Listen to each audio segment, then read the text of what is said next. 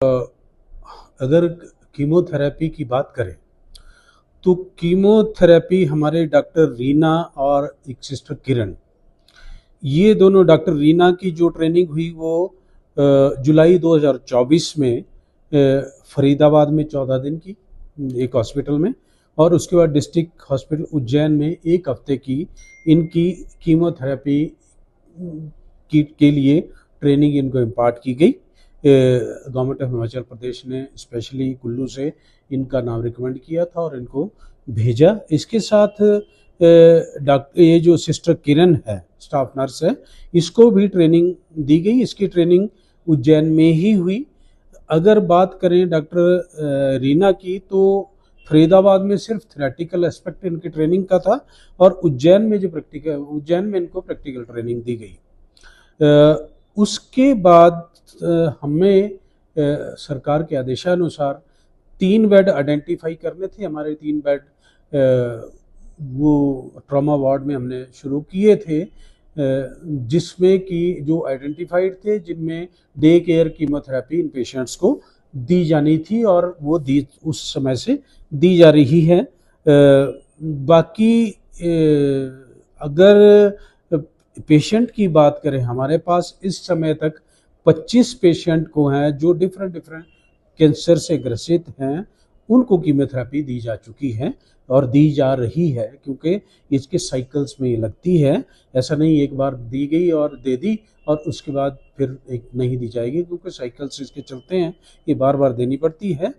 तो इसमें हमारे पास बहुत सारे पेशेंट जो इस एरिया में हैं और वो डायग्नोज्ड हैं पहले से, उनको ये कीमोथेरेपी वहाँ से लिख दी गई है, शायद हो सकता है शुरू कर दी गई है, और उसको कंटिन्यूएशन फेज पे हम यहाँ कर रहे हैं। इसमें हमारे पास बहुत सारी टाइप के पेशेंट, कैंसर के पेशेंट है, जैसे ओवरी का कैंसर है, ब्रेस्ट का कैंसर है, मल्टीपल मायलोमा है, अगर कैंसर लंग्स की बात करें, वैसे पेशेंट हमारे पास है। अब रिसेंटली हमारे पास एक सीए एपिग्लॉटिस का पेशेंट है, सीए स्टोमक पेशेंट है। तो कुल मिलाकर अब तक 25 पेशेंट इससे लाभान्वित हो चुके हैं और अब आगे आने वाले, अब तो सरकार के आदेशानुसार कि इनको ट्रॉमा वार्ड में ना पेशेंट बेड आइडेंटिफाई करके मेडिसिन वार्ड में बेड्स आइडेंटिफाई किए जाएं, तो हम इन बेड्स को मेडिसिन वार्ड में आइडेंटिफाई कर रहे हैं अब।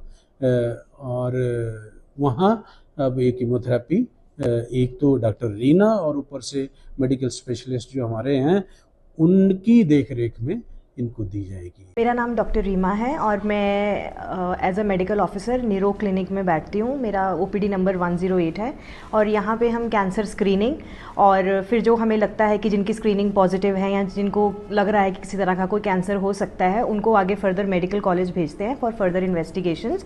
और वहाँ पे जब उनकी कीमो की प्रोटोकॉल बन जाती है, ट्रीटमेंट रेजिमेन बन जाती है, तो हम यहाँ पे कीमोथेरेपी की सुविधा उपलब्ध करवाते हैं।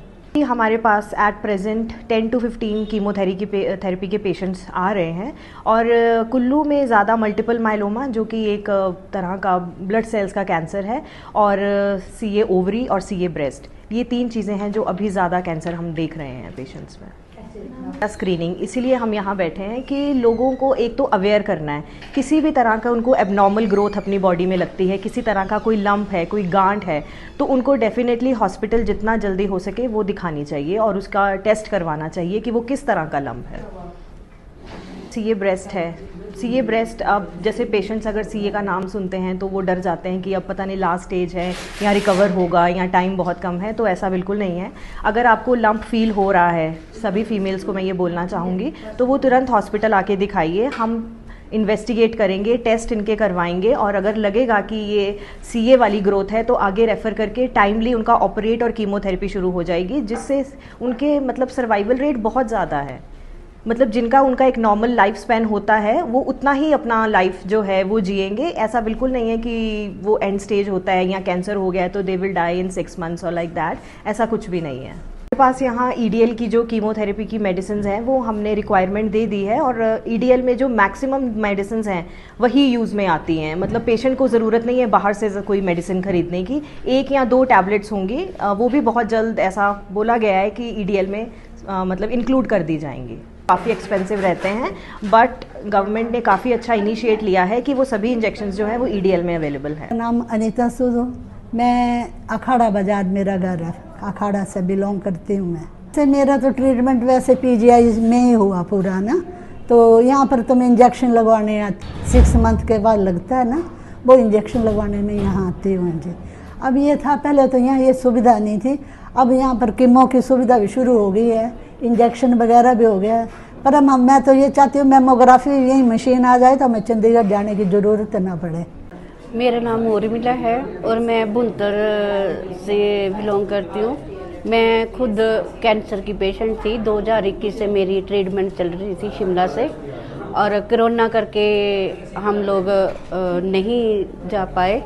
उसके बाद फिर डॉक्टर मनीष गुप्ता जी से मेरा ट्रीटमेंट हो रहा था शिमला से, जो एमडी सर है, वहाँ से मेरी कीमो वगैरह लगी। फिर हम घर से ही अप डाउन करते थे। उसके बाद डॉक्टर रीमा मैम के पास आए और 2 कीमो मेरी यहाँ पे लगी। यहाँ पे अच्छा गाइडलाइन मिली हमारे को, अच्छी वो है कि बार बार हमारे को शिमला जाने की ज़रूरत ना पड़े, जहाँ फिर हम मंडी ना जाएं। तो 2 कीमो हमने यहाँ लगाई। फिर उसके बाद हम शिमला में जैसे मेरी 2 और चेकअप करवाया वहाँ पे, और उसके बाद पैट टेस्ट वगैरह मेरे जितने भी होते थे वो प्राइवेट ही चले। मेरा नाम विजय है और हम शमशी कुल्लू से हैं। कोविड इनका केस सामने आया था, डाउट हुआ था, तो हम लोग आकर के डॉक्टर रीमा से मिले। वो हमारी इनसे पहली मुलाकात थी और ये इमरजेंसी में बैठी हुई थी, तो इन्होंने एंटरटेन किया और पेशेंट को बड़ा पॉजिटिवली गाइड किया। और चेकअप करने के बाद में उनको आइडिया हो गया, लेकिन उन्होंने हिंट दिया इनडायरेक्टली, लेकिन ये कहा कि जो भी है अब आप हॉस्पिटल में आ गए हैं तो आप फुल्ली क्योर हो जाएंगे। इस बात से हमें बड़ा बल मिला, क्योंकि किसी को भी अगर सीए का पेशेंट डायग्नोज हो जाता है तो वो बेचारा आधा तो ऐसे ही ख़त्म हो जाता है, डर जाता है। तो डॉक्टर की एश्योरेंस ने बड़ा भारी वो पॉजिटिविटी बढ़ाई पेशेंट की भी, फैमिली की भी।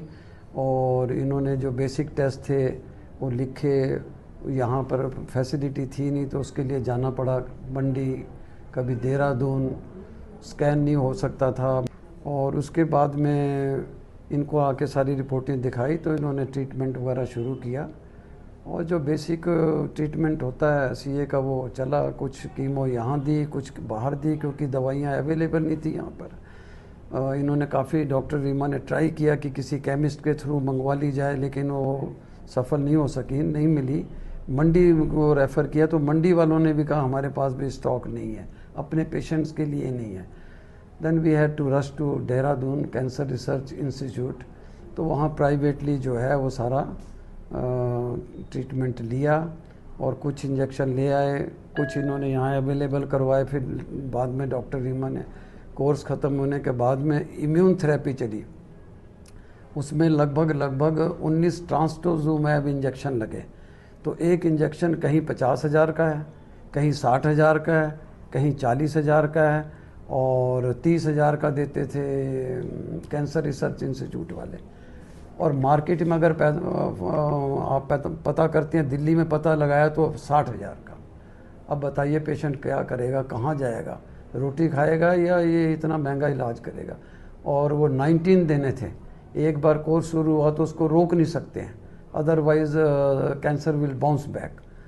तो वो सब फिर डॉक्टर रीमा के साथ बैठ के काफ़ी डिस्कशन किया। तो इन्होंने सुपरिटेंडेंट साहब से कहा, मुझे भी कहा आप जाके मिलो, तो मैं भी मिला। फिर जो फाइनेंशियल कंट्रोलर हैं यहाँ कोई मिस्टर भटनागर, उनसे जाके मिले। तब जाकर उन्होंने कुछ इंडेंट वगैरह बनाई, लेकिन वो 3 महीने लग गए उसको आने में भी। लेकिन 3 महीने में कम से कम आ तो गया, कुछ तो ट्रीटमेंट शुरू हुई और फिर कंप्लीट कोर्स यहाँ किया। अब चेकअप के लिए यहाँ आते हैं, लेकिन अब यहाँ इंफ्रास्ट्रक्चर तो है नहीं इनके कहने वगैरह पर कि भाई सीए पेशेंट है इसको कर दो। वही पैथोलॉजी का भी बड़ी प्रॉब्लम है यहाँ पर, हर चीज़ की पैथोलॉजी टेस्ट अभी अवेलेबल नहीं है। कुछ के लिए अभी भी आपको बाहर जाना पड़ता। एफएनसीए यहाँ हो नहीं सकता, तो जब तक एफएनसीए वो नहीं करवाएंगे तो उनको पता ही नहीं चलेगा ट्यूमर कौन सा है, कैसा है। किसी सीनियर सिटीजन को या लेडी को आप कहो कि शिमला जाओ या मंडी जाओ तो बड़ी प्रॉब्लम होती थी। तो कम से कम यहाँ कुछ तो हुआ, लेकिन इंफ्रास्ट्रक्चर अभी भी अवेलेबल नहीं है। टेस्ट के लिए तो आपको बाहर ही जाना पड़ेगा, शिमला ही जाना पड़ेगा। मेमोग्राफी यहाँ हो नहीं सकती लेडीज़ की। अल्ट्रासाउंड में 2 महीने का टाइम है, उसके लिए स्पेशल रिक्वेस्ट डॉक्टर रीमा करती हैं तो फिर वो 1 आध दिन बाद कर देते हैं। सर विंग का एक होना चाहिए, छोटा सा ही हो, चाहे एक स्ट्रक्चर, कुछ एक रूम रिज़र्व कर दीजिए। ये मेरी मतलब रिक्वेस्ट है शासन और प्रशासन दोनों से। अगर कैंसर से लड़ना है ना तो खाली केवल hospital is not sufficient. Hospital के साथ साथ में सो कॉल्ड जो सामाजिक संस्थाएं हैं, NGOs हैं, वो नज़र नहीं आते कहीं भी। मुझे आज तक एक भी संस्था यहाँ नहीं दिखी जो कैंसर पेशेंट को कोई हेल्प प्रोवाइड कर रही हो। कोई बहुत गरीब है, सक्षम नहीं है, तो कुछ उसको मेडिसिन ला करके दे दें या कुछ और उसको खाने पीने का इंतज़ाम कर दें। कैंसर पेशेंट के लिए स्पेशल डाइट बताते हैं, वो नहीं, गरीब पेशेंट नहीं इंतज़ाम कर पाता है। तो कुछ संस्थाओं को आना चाहिए जो कैंसर के पेशेंट्स को हेल्प करें। देश दुनिया की हर खबर सबसे पहले देखने के लिए फॉलो करें Dainik Savera TV, YouTube, Facebook, Instagram, X और व्हाट्सएप चैनल पर।